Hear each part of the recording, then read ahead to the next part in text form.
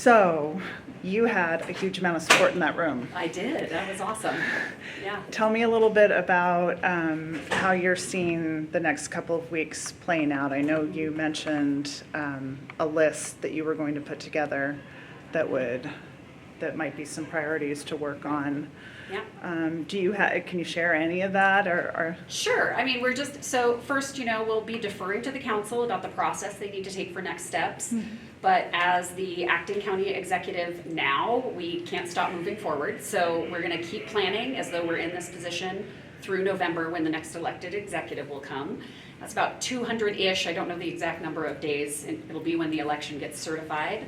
So we're working on a 200-day plan of sorts. We're already talking about some things we can do in that space. That includes things like making sure we have a transition in place for the next executive, like a smooth, easy transition in that space.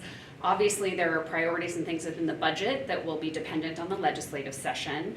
But some of the newer things, one of the things I'm trying to focus on is creating an AI policy for King County, and also trying to look at risks and opportunities for the county in that space. I think we have really great opportunity for partnership. We have wonderful companies who are doing a lot of that work in this region, and so we'd like to bring them into that and bring other policymakers and just have some conversations about where do we see AI being a really useful tool within our county government and perhaps for other local governments as well, and where there are some risks that we need to make sure we mitigate for. So one of my things I hope to have on a 200-day list, should I have that opportunity to do that, is indeed creating an AI policy for the county and presenting that to the council and our employees. So, budget's going to be a big issue, mm-hmm. And at least in the West Seattle White Center area, mm-hmm. Unincorporated King County, and all of unincorporated King County,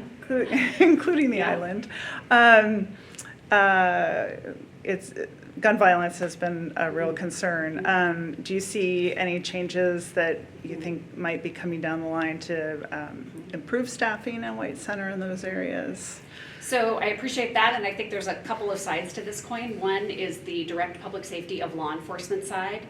Our general fund budget at the county is 75% of that budget goes to criminal legal work, including our sheriff's deputies. That's why it's really important and why we've been trying for years to get new revenue options from the state. We're really constrained as a local government on the revenue options we have here at King County.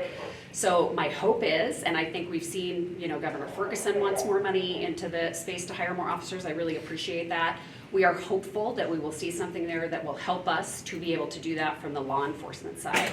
We also have a King County Office of Gun Violence Prevention, and the work they do with their violence interrupters, helping to prevent gun violence in the first place, continues to be incredibly important. We anticipate the federal government will not be providing as many grants in that space, so that is concerning, and we're going to be looking at ways that we can help to continue fund that really important work that happens as well, because I think you need both, right? We want to be upstream and dealing with what's happening on the ground now. When you were sworn in, you really emphasized the word Constitution. Oh, you noted that? Tell me a little bit about that. Well, I, like all policy geeks, carry a small copy of the Constitution in my bag all the time.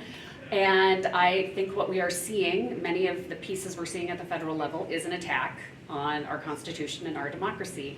This county and this region, and I'm seeing at the state, we do not have those values. That is not how we will move forward. And we will continue to fight and do what we need to do in those spaces to make sure we are retaining the important aspects of our democracy. We take that incredibly seriously here at King County. And it's all happening right now as you're taking over this position, so just a little bit of pressure. Yeah, well, thankfully, I think as I said in there, we have a really great, maybe I didn't, we have a great delegation that is in our nation's government, and Senator Murray and Senator Cantwell and our representatives in Congress, we've got wonderful partners to work with. So I feel good about our ability to communicate with them about ways we can work together, help them, and have them help us as we're trying to push this boulder back up a hill. So, Thank you. yeah, of course. Thanks.